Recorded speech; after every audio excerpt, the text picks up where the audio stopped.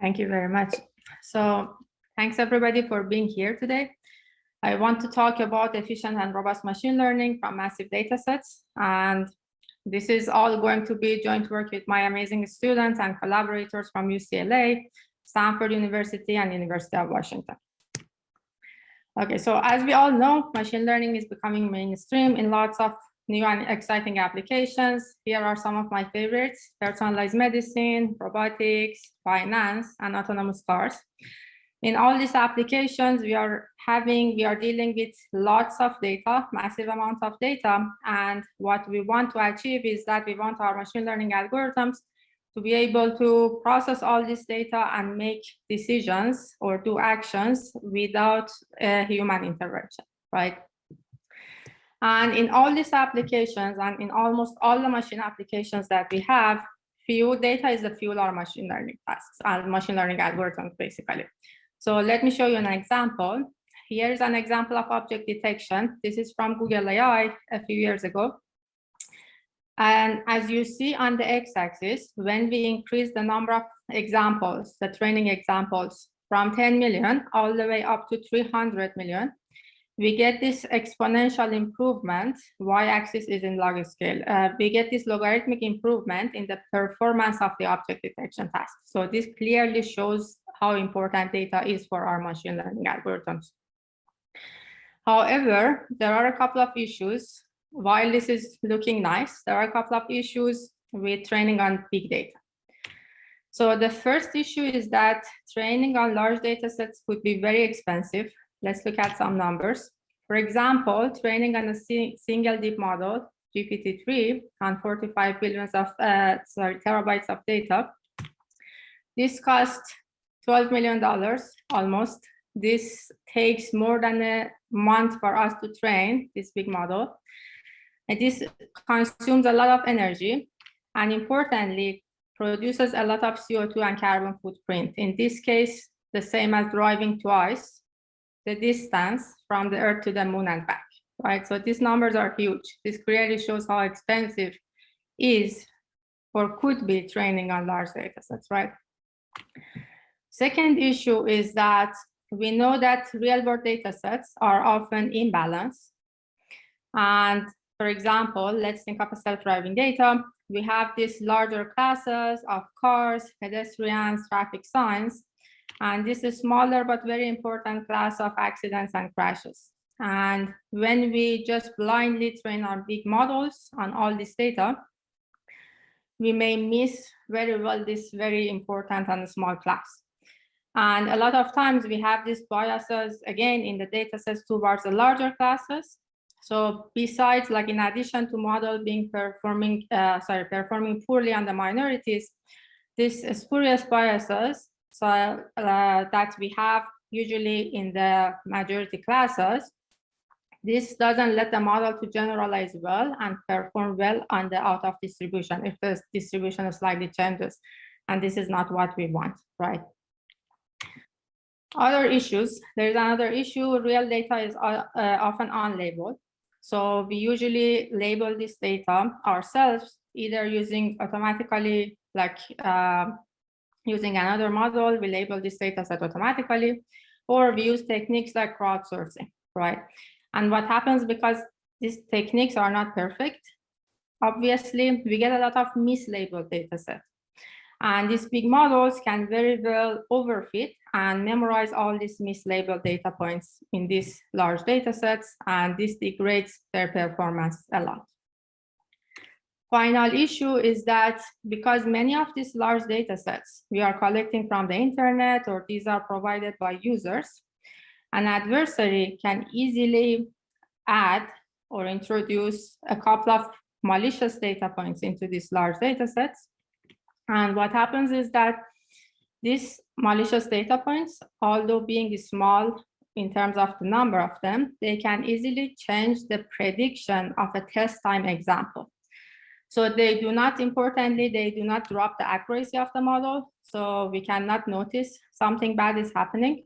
And these are usually invisible to human eyes, but they can easily change the prediction of a test time example. And this may cause a lot of security issues. Okay, so the question that I want to talk about today is that can we select a smaller subset of these massive data sets so that this smaller subset allow us to train efficiently, like faster and more efficiently, and at the same time more robustly against all these mislabeled examples and malicious examples. Okay, so let's start with the problem formulation. What do we want to achieve? So imagine that we have this large data sets V, the ground set on the left. So we want to find and extract the smaller subset S on the right, so that if we train the same model on all the data versus this subset only, so first of all, we get efficiency. We can train this model faster, but importantly, with quality guarantees. We do not want to do something heuristic. We want to make sure that this is going to give us a good model. And second of all, we want to make sure that this model on the right, that is trained on the subset, is robust to noisy labeled examples and malicious data points. And whatever we want to, I want to talk about today, we want to kind of get and have these theoretical guarantees, because otherwise we cannot trust these models to be used on real world applications. For example, let's think of an aeroplane. We cannot trust to put something heuristic there. So this is going to be what we want to address today. So, and to address this problem, let's first think of how we train our machine learning models. So we usually have this loss function. We have our training data, feature vectors, and labels. We construct a loss function that is usually the sum of a loss function per examples. So we take a sum over all these loss functions that are like associated with every single example in the data, and we often have a regularizer too. And our goal is that we want to minimize this loss function to find the best set of parameters W that give us the best performing model, right? So this is our goal. And this is the same formulation that we use for many machine learning models. Convex loss functions, we have linear regression, logistic regression, ridge regression, support vector machines, the classical ones. And non-convex functions, we are all familiar with neural networks. So all of these models, we formulate as a minimizing a loss function, could be convex or non-convex. And how do we minimize this? As you all know, we often apply like some kind of a gradient descent, incremental gradient descent, stochastic gradient descent, mini-batch gradient descent when the data set is large. So we select examples or subset of examples, and we move based on the negative direction of their gradients. And stochastic gradient descent is not super fast. So you know that if we get far away from the optimum, it takes a while for us to come back. So it is working, but it's not super fast. And so the question is, can we select a subset so that we can apply the same gradient descent algorithm of our choice only to the subset, and we can still do well and efficiently and robustly? Okay. So let's think of this problem and see how we can address this based on whatever we discussed so far. So if you remember, we want to minimize this loss function, could be convex or non-convex, and we want to like use our favorite sort of gradient descent algorithm, right? So what do we need if we want to do gradient descent to minimize the loss function? We need gradients, right?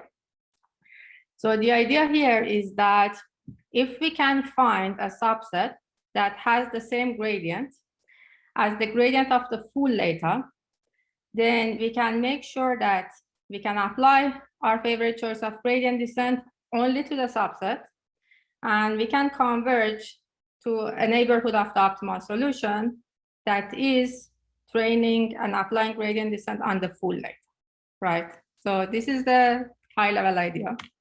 Let's formulate this.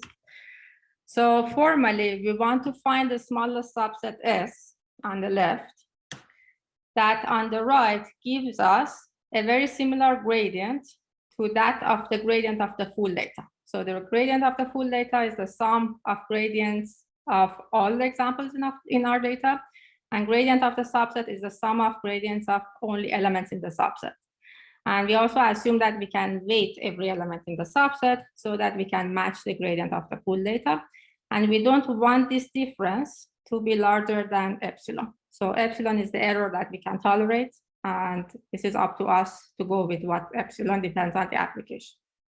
Okay, so how can we find this subset? How can we solve this combinatorial optimization problem? I'm going to skip a couple of steps, and I just want to show you the solution. And I'm hoping you can trust me because the solution should make sense, hopefully. So here's the solution. So imagine we have this ground set V on the left.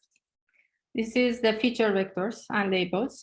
And we transfer this entire ground set to the gradient space, meaning that for a second, imagine that we can, instead of the feature vectors, we can look at all the gradients of our data set. Now, if we can cluster this data set in the gradient space, our subset is going to be the cluster centers of all the gradient space, and we can weight every center by the size of its corresponding cluster. So this is going to be the subset and the weights that satisfies the above problem formulation, the combinatorial optimization one. So why is this working? Intuitively, the sum of weighted cluster centers are going to give us a very close estimation of sum of all the data points, right? So intuitive enough. Okay, so this is going to be our framework. And let's look at, so first of all, let's see how we can find this subset quickly. We have a massive ground set of items, and we want to find this subset very efficiently, because otherwise we won't get any speed up if we want to spend a lot of time to find the subset and then train them, right? So let's look at this K-medoids problem, basically. So finding these cluster centers, and we want the cluster centers to be selected from the data points. This is going to be the K-medoids objective function. These central elements are called medoids, and we want to select K of them. So this is going to be our K-medoids problem, or exemplar-based clustering problem. And this problem, luckily, is submodular. So submodularity is a natural diminishing returns property. If we do not have this property, our subset selection problem will be NP hard. We cannot solve it efficiently. But luckily, because we have this submodularity property, which is saying that adding an example to this subset later would benefit us smaller, like less than adding the same element earlier to our subset. Is I think most of you might be familiar with this property. Because we have this property, we can find this subset very efficiently using a simple greedy algorithm. So we select the best elements one by one, condition on what we have selected so far, and we can quickly find the medoids of our massive data set. Okay. And what happens is that if we find these medoids, then we can train on these medoids. Like, instead of training on all the data sets at every epoch, we only train on the medoids. So if we want to use stochastic gradient descent, we apply it on the medoids. If we want to use incremental gradient descent, we only apply it to the medoids. At every epoch, we do the same thing. And this gives us a guarantee that we will converge to a close neighborhood of the optimal solution with the same convergence rate as of training on the full data, but it's going to be much faster because our training data is only the subset and it's much smaller than the full data. So I'm going to skip some details here for the sake of time. The paper is listed at the bottom of the page. I'm happy to talk to you guys afterwards, but let me show you some experiments instead. So we can use this actually to find a subset of data points that give us a very good in distribution as well as out of distribution performance, because we can use the same framework to eliminate the redundancies, especially in the redundant and larger classes. Basically, if we have a class imbalance, for example, or in general, larger subpopulations of the same class. And if we do that, you can see on the top row, this is the in-distribution performance on 3 different data sets, CIFAR 10, 100, and Caltech 256. And on the x-axis, you see different pruning fractions, like different size for the subsets that we select. And you see that we can get a good in-distribution performance on different data sets. But important is, if you look at the bottom, you see that these purple bars, they are showing that importantly, we get a very much better out of distribution performance, like on a slightly different data. In this case, CFAR10C, which is kind of slightly modified version of the CFAR10. We use blurring or noising, or this is how like the data set is changed. So we are good here, but let's look at if we get any speed up by doing this. So again, on the top, you see that we are training a logistic regression on this IJCNN data set, which is very imbalanced, 9:1 imbalance ratio. So we select here, we selected only 10% of the subset, and we got 3.5x speed up compared to training on the full data, but only training on the subset. If you look at the blue kind of line, you see that we can converge much faster than in particular random subsets, which is the green, and also training on the full data, which is the red. And if you look at the bottom, we applied the same algorithm to training a ResNet 18 on CFAR10. Here at the beginning of every epoch, we are selecting subsets of size 1% of the entire data, and we can get 5.5x speed up over training on random subsets. Again, it is the random is shown in green, blue is our method. So we can also get a speed up. So far so good. So now let's switch gear and talk a little bit about robustness. So let's start with robustness to noisy labels. And what I want to kind of show you here is the following, that we can use the same idea to get robustness in addition to efficiency, which is nice. So we don't want to kind of have one solution for different problems. It would be nice if we can address different problems with one solution, which is more practical in real world. Okay, how does this work?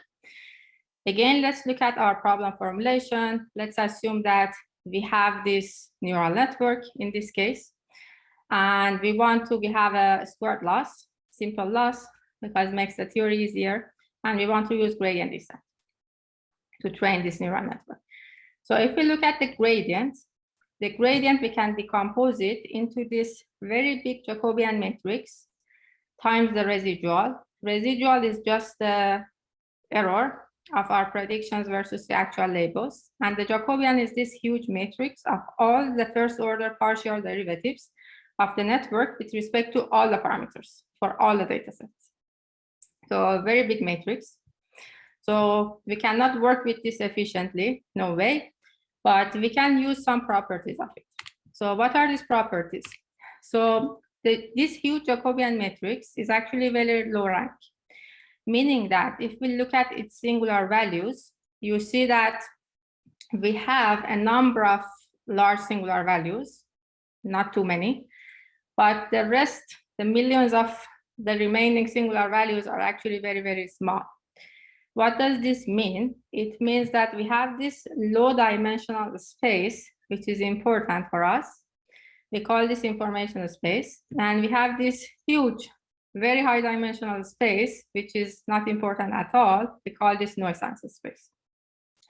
And when we train our neural networks in general, learning happens very quickly over this low dimensional space, the information space, and then we slowly overfit over the noise answer space, right? So this is happening all the time when we train the neural networks. But what is more relevant to us is that clean labels and residuals, like data points that have clean labels, they usually have a very good alignment with this low dimensional space when we look at their gradient, when we multiply the residual by the Jacobian. There's a good alignment between the good data points and the noisy label data points. They usually have a good alignment with this super high dimensional, non-important noise answer space. So let's put all of this together so that we can find the good labels, to see how we can find the good labels.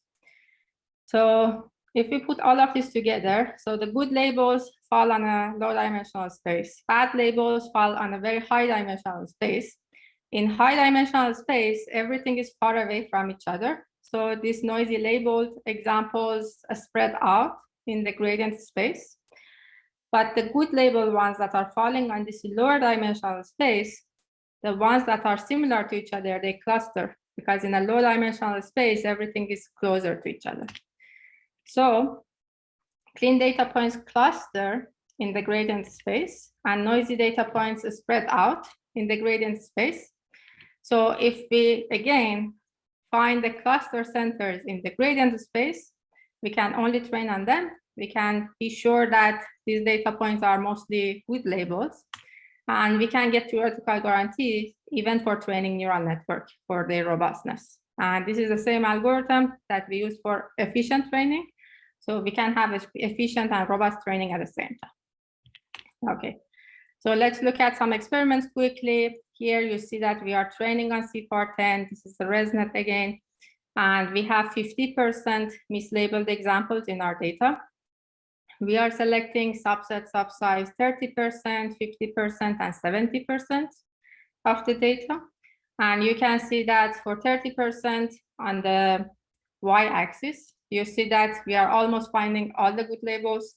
For 50%, again, we are during the training. You see on the x-axis, we are finding most of the good labels again. And 70%, of course, we will have 20% noisy labels. But this subset allows us to find most of the good labels, which is very nice. Some experiments, this can outperform the baselines for robust training. And importantly, we can do it very fast. Okay, so now what if we have more than 50%? What if we have 80% noise in our data, or we have asymmetric noise, which is much stronger? So we were clustering our gradients. And when we have a lot of noisy labels, more than 80%, the gradients become very random, kind of, because the network cannot train at all. So here we can still do something that allow us to find this subset like in a good way. And it is going to be getting rid of all the labels and do some self-supervised learning as a pre-processing step. So how does this work? If you have heard about contrastive learning gets rid of all the labels. For every example, it generates an augmented version of it, for example, an image. And it is trying to pull together the original representation and the representation of the augmented version of the image together, and push away the representation of this image from all the other images that we have. So this is the high-level idea of contrastive learning. We first do contrastive learning because we got rid of all the labels. We can only learn the representations of our data points. And now when we are done with this, we are going to train a linear model on the representations with all the noisy labels that we have.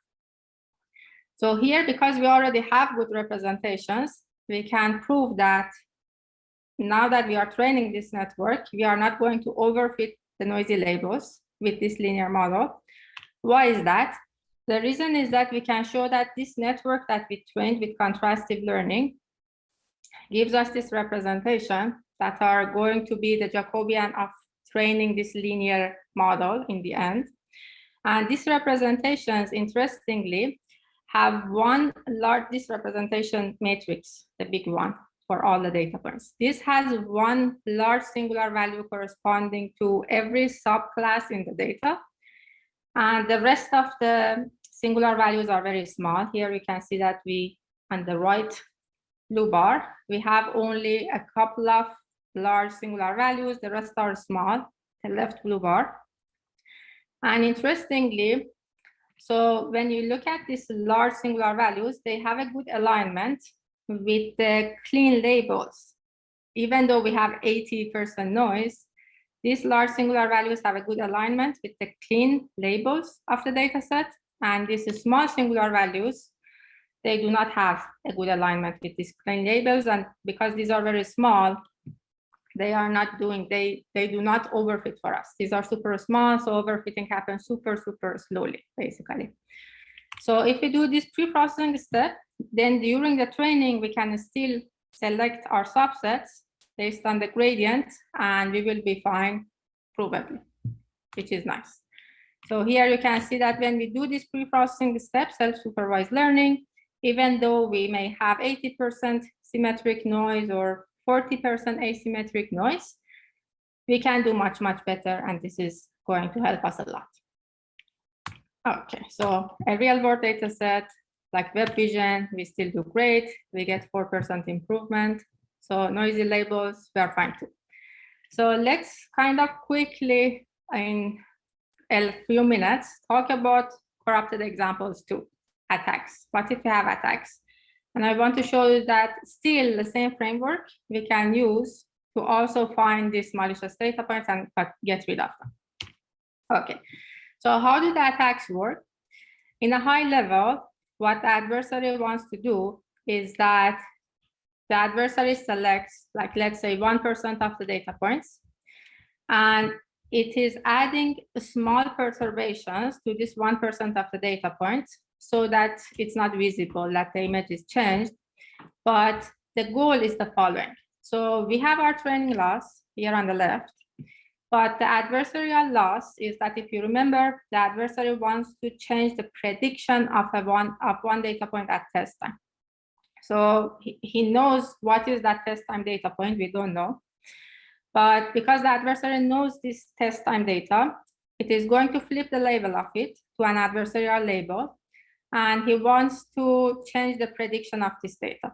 So the adversarial loss is going to be minimizing the loss on this mislabeled test time data. Training loss is our normal training loss, minimizing the loss on the training data. So he or she, this adversary, wants to kind of minimize both of these losses together. The only Baharan, can you hear me? Can you hear me? Yeah. Yeah, sorry about that. Apologies. We lost connection to Zoom from the room here. If you could perhaps start from this slide again. Sure. So we have, no worries. So the adversary wants to minimize the loss on a mislabeled target example. This is going to be our adversarial loss. At the same time, we want to train on our training data and minimize the loss there, which is going to be our normal training loss. And so the adversary wants to achieve both of this at the same time, such that we minimize our training loss. We are going to as well minimize the adversarial loss. And the adversary wants to do all this by only adding very small perturbations to some of the training data points that are selected at random. So this is going to be the small bounded perturbation in the bottom. So the goal is that we do not see anything is happening, basically, and we do not visually see any of these points are changed. Okay, so how does this work? Here is a visualization. So we have our target class, and the adversary wants to take this particular point from the target class towards the poison class. Poison class is the class that we are manipulating some of its data points. So here, these red points are the ones that are modified by the adversary with very small perturbations. And this target point during the training is going to be, when we minimize the training loss, this is going to be pulled toward the poison class. This is what is happening when we have a couple of malicious data points. Okay, so having our problem formulation, so usually this formulation in the bottom is what is used by adversaries to generate these malicious data points and these bounded perturbations, basically. So they are optimizing these malicious points such that the gradient, adversarial loss gradient, the adversarial gradient is matching the training gradient. If these malicious points can satisfy this equation in the bottom, then when we are using the training gradient to minimize the training loss, we are as well minimizing the adversarial loss because we are at the same time moving based on the adversarial gradient. So these targeted attacks are usually generated based on gradient matching idea between the training and adversarial loss. So the key observation we made here is that not all the randomly selected examples can satisfy this gradient matching criteria. Indeed, only some of these 1% like selected random examples can satisfy this. And we kind of colored them with red here. So the rest of the examples that are modified, but they are not satisfying the gradient matching criteria are indicated in purple. And the ones that can satisfy this are indicated in red. We call these red ones effective poisons. And we observe that these are actually the ones that are close to the target in the gradient space, to the mislabeled target in the gradient space. So why is this important? Because we don't care about ineffective poisons anymore. We only focus on effective poisons, which are actually satisfying this gradient matching and are responsible for poisoning the model. So the important observations about them is that if you look at this plot on the right, during the training, the similarity between ineffective poisons are really low, meaning that these guys, these ineffective poisons that are bad people, these are not similar to each other during the training and not similar to other data points during the training as well in the gradient space. So these guys become isolated in the gradient space. Now, if we use our clustering framework, we can get rid of the clusters of size 1, and we can effectively get rid of all these poisons. So here you see that the clusters of size 1 contain most of the effective poisons. So we just get rid of them during the training. The rest of the effective poisons form these clusters of size 1, we get rid of them. And we can guarantee like robust training against malicious examples as well. At the same time, we can guarantee that we are not modifying the training data too much because we are only getting rid of these outliers in the gradient space. So we get our training guarantee, we get our guarantees. In practice, we see that without dropping the test accuracy, we can effectively drop these poisons. We get a much better performance compared to the existing baselines with the speed up because we are still training on our subsets. And so I'm wrapping up here. Just I'm hoping that I could kind of convey this message that a lot of times less data can be more for us. And if we are careful of what are the data points that we are training on, we can do more, we can be more efficient and in particular more robust with theoretical guarantees. Thank you very much.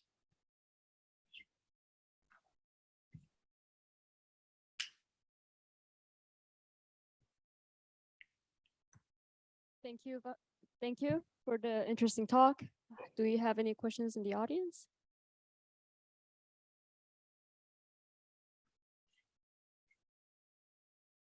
Hi, Baran. I'm Fabrizio again. Sorry for all the troubles. And at slide 14, and thanks for your interesting talk. At slide 14, you were showing performance of your method on out of domain, right? Yep. And I think you showed the evaluation on the CFAR10C. Yep. Have you tried on a completely different data set?